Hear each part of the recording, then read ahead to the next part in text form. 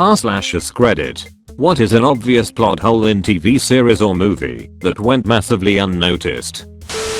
If E.T. can levitate himself and a bunch of kids on bikes, why didn't he just levitate himself back into the fucking mothership in the opening scene when he's left behind? Oh, I've got a few theories for that. Since E.T. is still a baby/child, he has not matured enough to develop certain capabilities.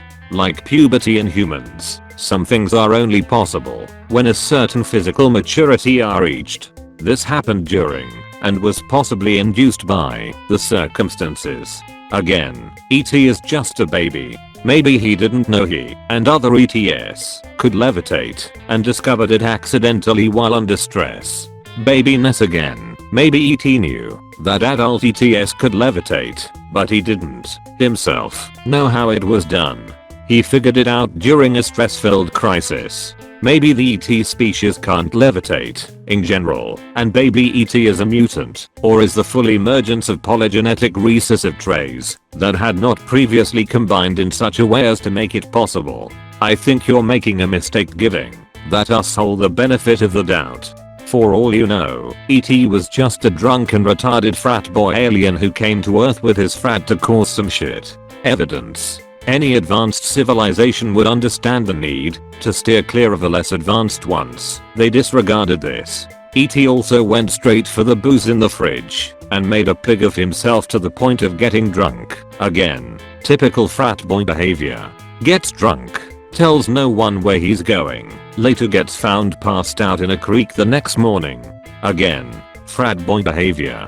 And then, to top it off, he's literally in a closet, dressed as a woman. It makes you wonder. He could have just been trolling Elliot the whole time. In the end, he finally just flips Elliot the bird, gets SIDRGHT in Elliot's face, and walks off, never bothering to even visit later. Some friendship. In Criminal Minds, Hotch got stabbed 9 times the same day Reed got shot in the leg. In the next episode, staged 30 days later, Hotch was normal and returned to duty. It took like half a season before Reed was off crutches/cane and was able to do normal stuff in the field. I think the actor busted his leg eye roll. OMG, did he actually? That makes a lot more sense. LMAO. Yeah.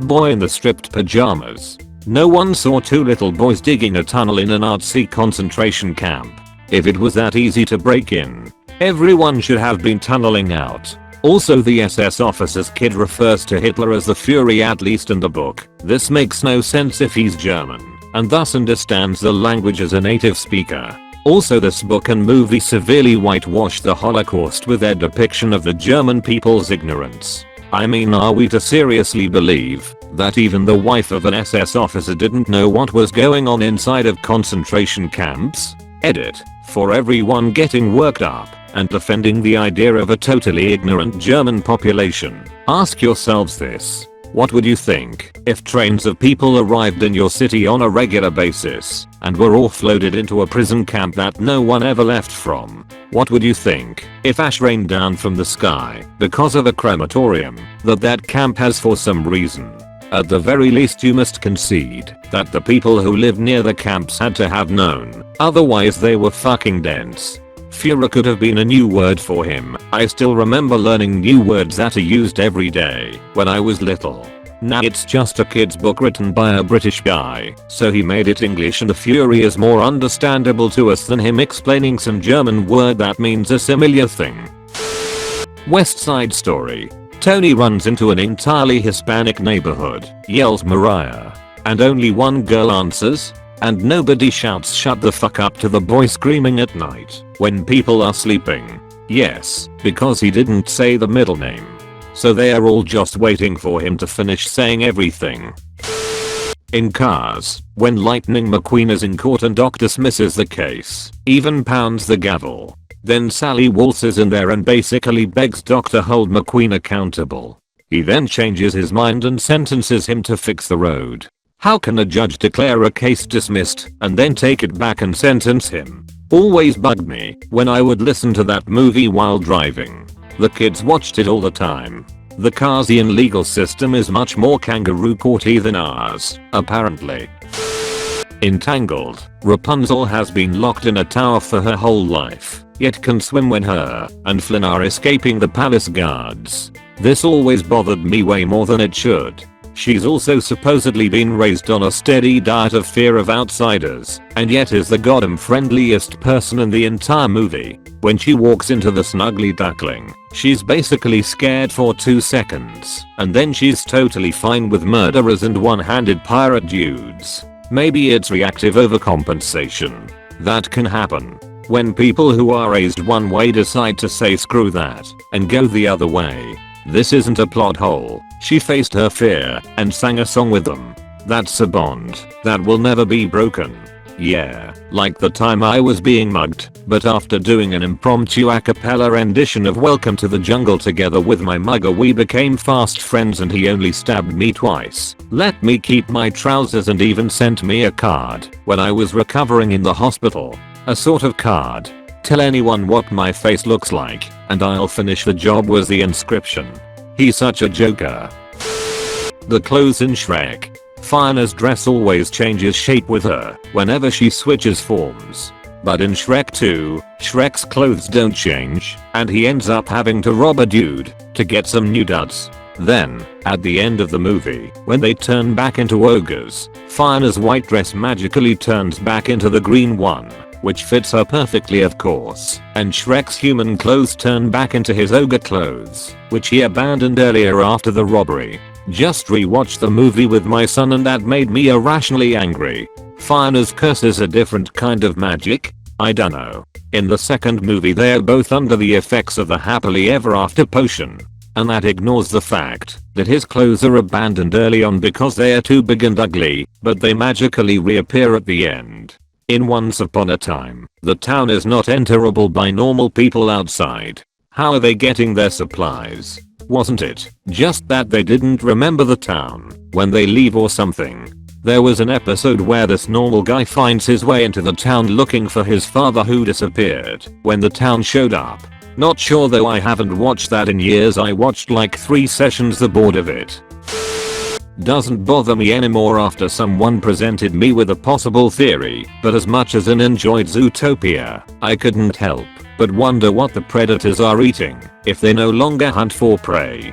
Someone told me they might eat insects or fish. Maybe this is probably far-fetched. The society is advanced enough where they have access to fox meat, like lab-grown stuff, that we are starting to see more and more of. Considering all the other accommodations several species get, that wouldn't be too far a stretch. Rick just chilled in the hospital for weeks. No new fourth, no food. He just laid there. He would have died before the flowers did. The nurse kept dumping out the water and replacing it. Nothing to see here. Aladdin. His first wish is make me a prince, so Genie makes him a prince, and he goes to meet a princess with a big parade, etc. Then for the rest of the show, he's afraid that Princess Jasmine and the Sultan will discover that he is a street urchin, but he's a prince. The most powerful, non-religious being in the universe made him a prince. He didn't say give me a parade in trance, like I'm a prince, he said make me a prince. So, he's a prince. Period. End of story. Prince. That's just part and parcel of imposter syndrome. Aladdin knows that Genie has all but successfully made it impossible to question Aladdin's royal heritage, power, and influence, but deep down Aladdin knows this isn't him. Al is dealing with the psychological ramifications of inheriting a position he believes himself to be unworthy of and actively despises on some level, because it's still a position of authority and that goes against his ideological background. What Al is really terrified of is someone saying you don't belong here. Mind if I call you Al? Or maybe just Din? How about laddie? Here boy, here laddie. In Vikings they live in Kattegat, which is in Denmark. But they clearly live in a fjord. Denmark is completely flat.